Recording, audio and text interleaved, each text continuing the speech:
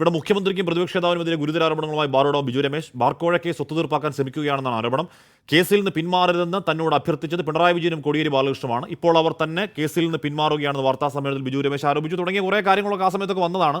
ഞാൻ പത്രവാർത്ത വായിച്ചാണ്. തുടങ്ങിയ കുറേ കാര്യങ്ങളൊക്കെ ആ സമയത്ത് വന്നതാണ്. അന്വേഷണം എവിടെയും എത്തിയില്ല. പക്ഷേ ഡോക്ടർ വി പി മുസ്തഫ പറയുന്നു ആ കേസ് അവിടെ കിടപ്പുണ്ട്. അതിലൊരു കെ ബാബുവിൻ്റെയും രമേശ് ചെന്നിത്തലയുടെയൊക്കെ പേരുണ്ട്. അപ്പോൾ ആ കേസ് അവിടെ കിടക്കുമ്പോൾ ഇപ്പോൾ ചില പുഴുക്കൾ സുഷുപ്തിയിലാവെന്ന് പറയില്ലേ, തണുപ്പ് കാലമാകുമ്പോൾ 7 മാസം 8 മാസം സുഷുപ്തിയിലേക്ക് പോകുമെന്ന് പറയില്ലേ, എന്ന് പറയുന്ന പോലെ ആ കേസ് സുഷുപ്തിയിലായിരിപ്പാണ്. എപ്പോൾ വേണമെങ്കിലും അത് വിരിഞ്ഞ് പുറത്തേക്ക് വരാം. ഇക്കാര്യത്തിൽ നിങ്ങൾ അന്വേഷണം ആവശ്യപ്പെട്ടാൽ, അന്വേഷണം ഘടിപ്പിച്ച് സമരം ശക്തമാക്കിയാൽ അത് സുഷുപ്തിയാവസ്ഥ വിരിഞ്ഞ് വീണ്ടും ഉയർക്കും ആ കേസ്. അബിൻ, അതുകൂടി ഓർമ്മയുണ്ടാവണം പറയുമ്പോൾ. ഏത് കേസ് വേണമെങ്കിലും വിരിഞ്ഞു വരികയോ പൊട്ടിത്തീരുകയോ എങ്ങനെ വേണമെങ്കിലും വന്നോട്ടെ. ശ്രീ ആഷ്മി, നിങ്ങളൊരു കാര്യം മനസ്സിലാക്കേണ്ടത്, മദ്യനയത്തിൽ മാറ്റം വരുത്താൻ അഴിമതി നടത്തി. അപ്പോൾ അതാണല്ലോ ശ്രീ വി.പി. മുസ്തഫ UDF-നെതിരെ ആരോപിക്കുന്നത്. അപ്പോൾ മദ്യനയത്തിൽ നമ്മൾ മാറ്റം വരുത്തുന്നത് എന്തിനാണ്? കൂടുതൽ ബാറുകൾ അനുവദിക്കാൻ വേണ്ടിയിട്ടാണ്. അപ്പോൾ അങ്ങനെയാണെന്നുണ്ടെങ്കിൽ കേരളത്തിലുണ്ടായിരുന്ന ബാറുകൾ 400-ൽ നിന്ന് 29 ആകണോ? കേരളത്തിലുണ്ടായിരുന്ന ബാറുകളുടെ എണ്ണം 400-ൽ നിന്ന് 800 ആകണമായിരുന്നു. UDF സർക്കാരിൻ്റെ കാലഘട്ടത്തിൽ കേരളത്തിലുണ്ടായിരുന്ന ബാറുകളുടെ എണ്ണം 400-ൽ നിന്ന് 29ആയി.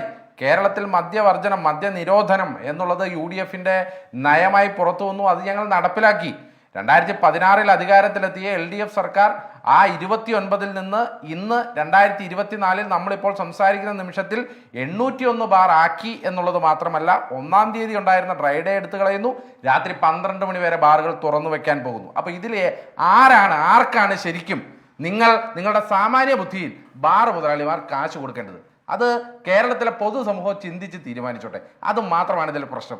ഇവിടെ 800 ബാറുകൾ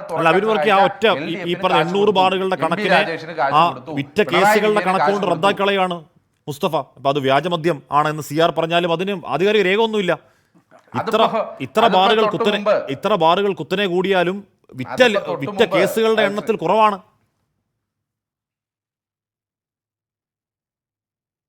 അതായത് ശ്രീ ഹാഷ്മി, ഒന്നാമത് കേരളത്തിലെ ബാറുകളുടെ അവസ്ഥയെക്കുറിച്ചൊക്കെ ഇപ്പോൾ ശ്രീ CR ഇവിടെ സൂചിപ്പിച്ചു. ഇനി അതുമാത്രമല്ല, കേരളത്തിലെ ബീവറേജുകളുടെ അവസ്ഥയുണ്ട്. ബീവറേജുകളുടെ എണ്ണവും കൂടിയിട്ടുണ്ട്. അതുമാത്രമല്ല, ബീവറേജുകളിൽ സൂപ്പർ മാർക്കറ്റ് തുടങ്ങിയതോടുകൂടി കുറേ ആളുകൾ ബാറിൽ നിന്ന് മാറി ബീവറേജിലെ സൂപ്പർ മാർക്കറ്റിൽ പോയി സാധനങ്ങൾ മേടിക്കുന്നവരുണ്ട്. ആ കണക്ക് ഇതിനകത്ത് പെട്ടിട്ടുമില്ല. ഇനി അത് പോട്ടെ, കണക്കല്ല ഇതിലെ പ്രശ്നം. ബാറുകാർക്ക് വേണ്ടി ഒത്താശ ചെയ്തു കൊടുത്തോ? അതാണ് ഇവിടുത്തെ പ്രധാനപ്പെട്ട പ്രശ്നം. അത് ഒത്താശ ചെയ്തു കൊടുത്തു. ഇനി അല്ലെങ്കിൽ പറയട്ടെ, ശ്രീ അനിമോൻ, ഈ അനിമോൻ എന്ന് പറയുന്ന വ്യക്തി, ഇദ്ദേഹം അറിയപ്പെടുന്ന മദ്യ വ്യവസായിയാണ്. ഇത് ഇന്ന് തുടങ്ങിയതല്ല. കഴിഞ്ഞ കുറെ കാലങ്ങളായി 10-20-ലധികം ബാറുകൾ നടത്തുന്ന മദ്യ വ്യവസായിയാണ്. അയാൾ പറഞ്ഞ ആ പ്രസ്താവനയ്ക്ക് എതിരായിട്ട് വസ്തുതാപരമായി ആരെങ്കിലും പ്രതികരിച്ചിട്ടുണ്ടോ? വസ്തുതാപരമായി അജണ്ടയിലുള്ള കാര്യം കെട്ടിടം മേടിക്കാനാന്ന് പറഞ്ഞിട്ട് അജണ്ട പുറത്തു വന്നപ്പോ കെട്ടിടം മേടിക്കുന്ന കാര്യത്തെ പറ്റി ഇല്ലല്ലോ. പിന്നെ ഇത് ആദ്യമായിട്ടാണോ LDF-നെതിരെ എത്രയോ കാര്യങ്ങളിൽ, പ്രളയ സമയത്ത് ദുരിതാശ്വാസ ഫണ്ട് അടിച്ചു മാറ്റി, ലൈഫ് മിഷൻ കേസ്, എത്രമാത്രം, എന്തിനേറെ പറയുന്നു, എക്സൈസ് വകുപ്പ് മന്ത്രിയുടെ പേഴ്സണൽ സ്റ്റാഫുകൾ കാശ് മേടിച്ചു എന്ന് പറഞ്ഞ് അവരെ പുറത്താക്കിയ ചരിത്രമുണ്ടല്ലോ. ഇവിടെ രമേശ് ഇവിടെ ബിജു രമേശ് എന്ന് പറയുന്ന ഒരാൾ ഒരു ആരോപണം ഉന്നയിച്ച ഇത് ഇയാൾ ഈ യോഗത്തിൽ പങ്കെടുത്ത ശബ്ദരേഖ ഇട്ടതല്ലേ? ആഷ്മി പൂർത്തീകരിക്കട്ടെ. പറഞ്ഞു പൂർത്തിയാക്കോ. ആഷ്മി പൂർത്തീകരിക്കട്ടെ.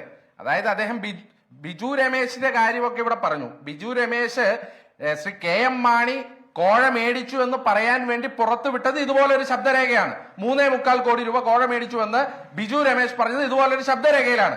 ആ ശബ്ദരേഖ ഇല്ല എന്നും KM മാണി കോഴ മേടിച്ചിട്ടില്ല എന്നും ജോസ് കെ മാണി പുണ്യാളാണ് എന്നും ശ്രീ വി.പി. മുസ്തഫ ഇവിടെ തുറന്നു സമ്മതിച്ചു.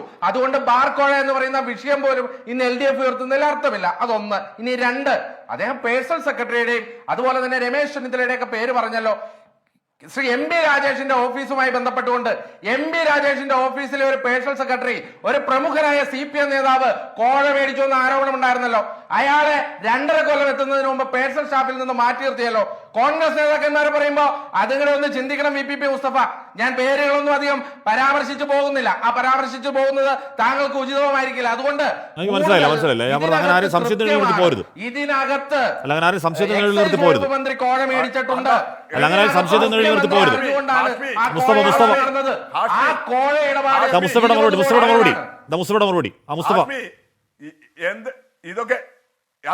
ഇതൊക്കെ തോന്നിയാവാസം പറയുന്നതിന് ഒരു അതിര് വേണം. MP രാജേഷിന്റെ ഓഫീസിൽ നിന്ന് എന്തെങ്കിലും ഒരു അഴിമതി ആരോപണം ആ തോന്നിവാസം തിരിച്ചു മനസ്സിലാക്കിക്കൊള്ളുക. അല്ലെങ്കിൽ പറയട്ടെ, ഉത്തരം മുട്ടുമ്പോൾ പലയിടത്തും പറയുന്നുണ്ട്. വേണമെങ്കിൽ പറയാം. വേണ്ട, ഞാൻ അതിനെപ്പറ്റി കൂടുതൽ പറയണമെങ്കിൽ അതിനെപ്പറ്റി താങ്കൾ പറഞ്ഞ സംശയത്തിന്റെ നിഴലിന് മറുപടി പറയുകയാണ് മുസ്തഫ. പേഴ്സണൽ സ്റ്റാഫിനെയൊക്കെ പറ്റി പറയുമ്പോ പേഴ്സണൽ സ്റ്റാഫുകളുടെ ചരിത്രം പറയേണ്ടി വരും. അല്ല അതിന് വ്യക്തവരുത്താണ് മുസ്തഫ അങ്ങനെ ഉണ്ടോ? അത് പറഞ്ഞതിനെ പോകണം. അല്ല മുസ്തഫ അങ്ങനെ ഉണ്ടോ? അതാ ഞാൻ പറഞ്ഞത് ഹാഷ്മി, നിങ്ങൾക്ക് 2 ദിവസം ഓടിക്കാൻ വേണ്ടിയിട്ട് കൊണ്ടുവന്ന ഈ ശബ്ദരേഖ ആദ്യത്തെ ദിവസം തന്നെ പൊളിഞ്ഞപ്പോൾ അബിൻ വർക്കി അങ്ങേയറ്റം നീചമായ നിലയിൽ, ഇതിനൊക്കെ നീചം, അതിനപ്പുറം എന്ത് വാക്ക്, എന്നാൽ കൃത്യമായിട്ട് ഒരു ആരോപണം ഉന്നയിക്കുമ്പോൾ അതാ ഞാൻ പറഞ്ഞത് ഈ ശബ്ദരേഖയിൽ ഇല്ല. പക്ഷെ പണ്ട് ബിജു രമേശ് പറയുമ്പോൾ പേരുകൾ തന്നെയാണ് പറഞ്ഞത്. കെ ബാബുവിന്റെയും രമേശ് ചെന്നിത്തലയുടേതും അതുപോലെ അടൂർ പ്രകാശിന്റെയും VS ശിവകുമാറിന്റെയും ഒക്കെ പേരുകൾ തന്നെയാണ് അദ്ദേഹം പറഞ്ഞത്. ഇവിടെ ഈ ശബ്ദരേഖയിൽ ഇല്ല. ഇപ്പൊ അബിൻ വർക്കി പുതിയ ആരോപണവുമായിട്ട് വരുന്നു. അവിടെ ഇതിനു മുമ്പ് എത്ര നാളായി നമ്മൾ തമ്മിൽ ചർച്ച ചെയ്യുന്നു. അബിൻ സ്പെസിഫിക്കായി ഉന്നയിച്ച ഒരു ആരോപണത്തിനാണ് നീചവും നിന്ദ്യമായ ആരോപണമെന്ന് മുസ്തഫയുടെ മറുപടി. അതിന് മറുപടി ഉണ്ടോ അബിൻ?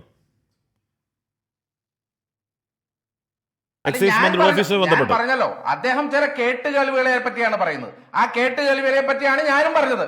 ഞാൻ കേട്ടുകേൾവികളെ പറ്റിയാണ് പറയുന്നത്. അദ്ദേഹം ഇവിടെ വേട്ടപ്പട്ടി എന്നും കേട്ടുകേൾവി എന്നൊക്കെ പറഞ്ഞപ്പോ ആ കേട്ടുകേൾവികളെ പറ്റിയാണ് ഞാനും പറഞ്ഞത്. അങ്ങനെ പല കേട്ടുകേൾവികളും ഈ നാട്ടിലുണ്ട്. അതൊക്കെ താങ്കൾ ഇങ്ങോട്ട് പറയുമ്പോൾ അതൊക്കെ തിരിച്ചും പറയേണ്ടി വരും. അത്രേ ഉള്ളൂ. അല്ല, ഇപ്പോ കേട്ടുകേൾവി നമുക്ക് അങ്ങനെ ചർച്ചയിൽ പറയുന്നത് ശരിയാണോ എന്ന് അബിൻ ആലോചിക്കണം. ശരി, ഞാൻ എത്താം. ശ്രീ മുസ്തഫ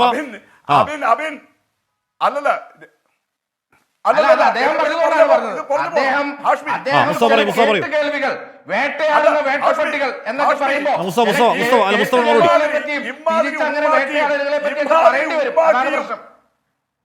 മുസ്തഫ ആ ഉമ്മാക്കിയൊക്കെ കയ്യിൽ വെച്ചാൽ മതി. എന്നൊന്നുമുള്ള ഭീഷണി വേണ്ട. പറയാനുണ്ടെങ്കിൽ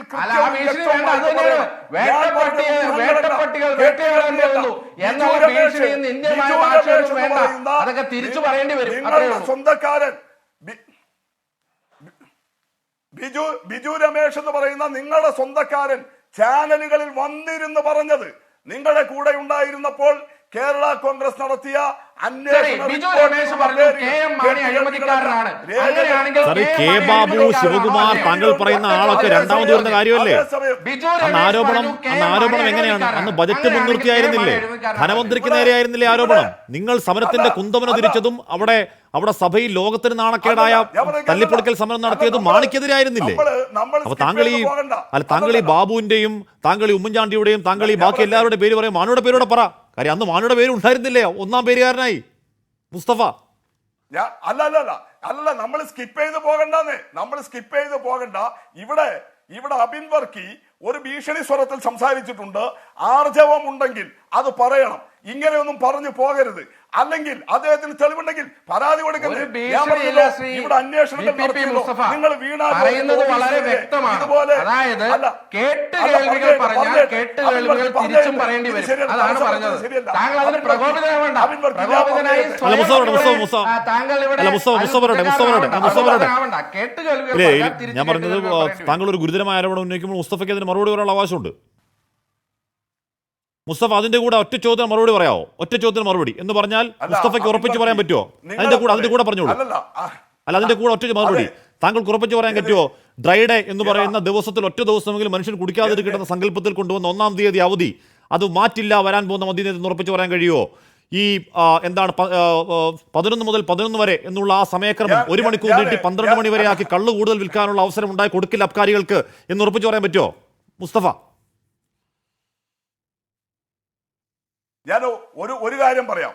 ഇന്ന് MP ഗോവിന്ദൻ മാഷ് ഇതേ ചോദ്യം നിങ്ങൾ ചോദിച്ചതാണ്. പാർട്ടി സെക്രട്ടറി പറഞ്ഞതിനപ്പുറത്ത് എനിക്ക് പറയാൻ കഴിയില്ല. പക്ഷെ ഒരു അനുഭവം നമ്മുടെ മുന്നിലുണ്ട്, നമ്മുടെ എല്ലാം മുന്നിലുണ്ട്. 2006-11 PS ഗുരുദാസൻ സ്രാവ് അന്ന് എക്സൈസ് മന്ത്രി, 1 രൂപയുടെ അഴിമതി ആരോപണം ഉണ്ടായില്ല.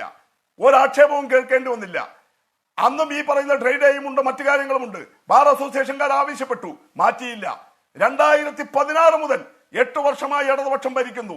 ഈ വർഷങ്ങളിലെല്ലാം ഓരോ മദ്യനയം ചർച്ച ചെയ്യുമ്പോഴും ബാർ ഉടമകൾ ഈ ആവശ്യം ഉന്നയിച്ചിട്ടുണ്ട്, അംഗീകരിച്ചിട്ടില്ല.